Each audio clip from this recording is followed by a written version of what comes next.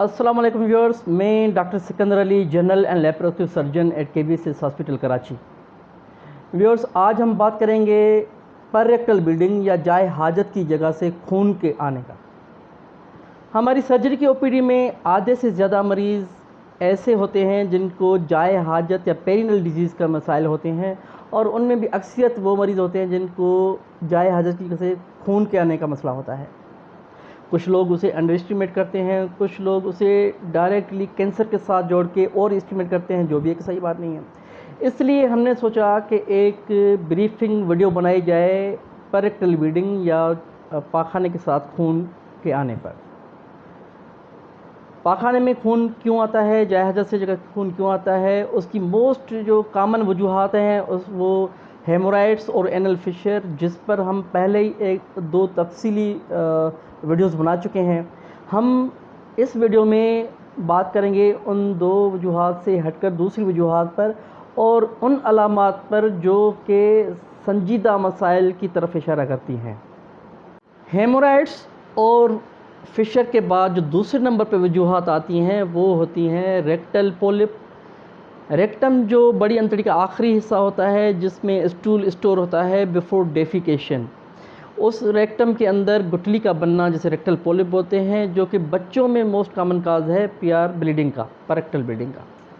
उसके अलावा रेक्टम में ज़ख़म बनना, रेक्टल अल्सर, रेक्टम की सोजश जो है, प्रोक्टाइटिस या कोलोरेक्टल कैंसर, कोलान और रेक्टम का सरतान, कोलोरेक्टल इन्फ्लेमेटरी बाउल डिजीज़ जो बड़ी अंतड़ी की सोजशी बीमारी है, ये दूसरे नंबर पे वो कॉमन वजूहात हैं जो पररेक्टल ब्लीडिंग या जाए हाजत की जगह खून के आने की वजह बन सकते हैं।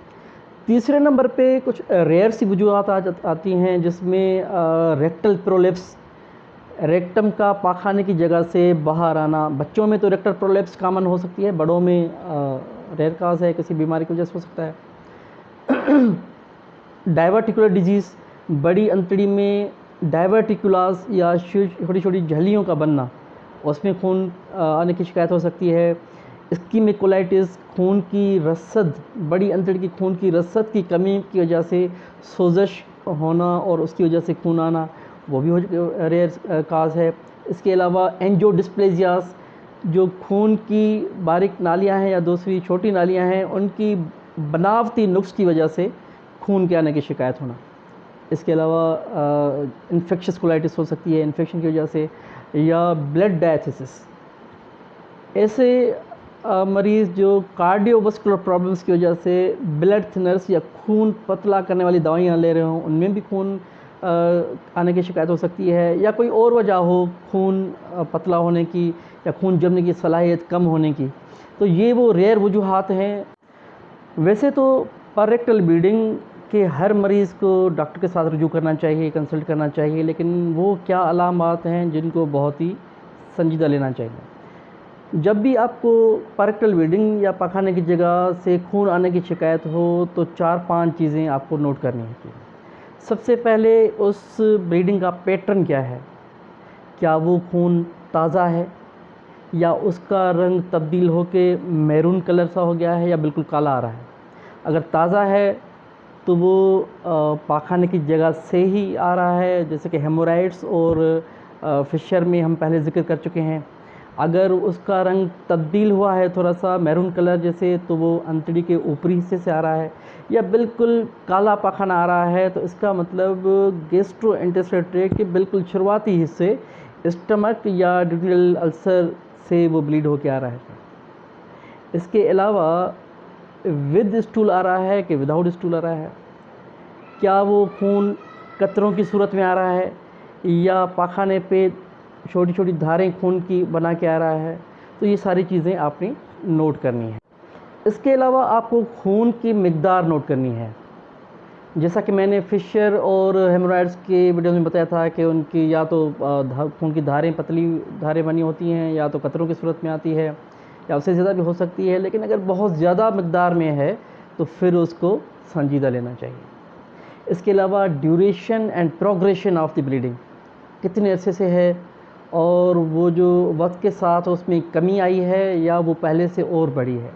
इसके अलावा और जो एसोसिएटेड सिम्टम्स हैं या उसके साथ जुड़ी हुई दूसरी अलामात हैं वो ज़रूर नोट करनी चाहिए, जैसा कि क्या वो दर्द के साथ आती है, खून दर्द के साथ आता है या खून के बगैर आता है, क्या आपका वज़न कम हुआ है, क्या आपके पाखाने में खून के साथ सफ़ेद चर्बी या म्यूकस भी मौजूद होता है, क्या आपको ऐसा होता है कि कभी लूज़ मोशन लगे हो या कभी कब्ज़ और लूज़ मोशन रहती हो, क्या इसके साथ आपको पेट में दर्द भी रहता है, क्या पेट फूल भी जाता है या पेट में कोई गिल्टी या कोई लंप महसूस होता है आपको, या आप कोई ब्लड थिनर्स या खून पतला करने वाली दवाइयाँ लेते हैं। तो ये सारी वो चीज़ें हैं जो आपने नोट करनी हैं और अपने डॉक्टर को बतानी हैं।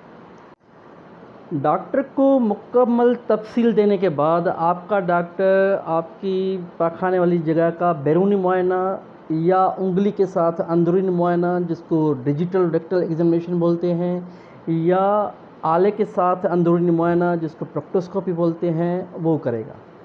अगर उस पे आप पे डॉक्टर कोई वजह मिल जाती है तो ठीक है, वरना फिर उसके बाद सिग्माइडोस्कोपी, कोलोनोस्कोपी, सीटी एब्डोमेन या एमआरआई पेल्विस या मज़ीद कुछ टेस्ट करा सकता है। एक दफ़ा खून की वजह या बीमारी की तशख़ीस हो जाए, उसके बाद उस बीमारी के मुताबिक आपका डॉक्टर आपको उसका इलाज एडवाइस करेगा। डिफरेंट बीमारियों का, डिफरेंट डिजीज़ की डिफरेंट ट्रीटमेंट्स और प्रोटोकॉल्स होते हैं, जिस पे हम एक अलग वीडियो बनाएंगे। तब तक के लिए अल्लाह हाफ़िज़। अगर वीडियो मालूमाती लगी हो तो इसको सब्सक्राइब करें और शेयर करें। Stay connected, stay healthy. अल्लाह हाफ़िज़।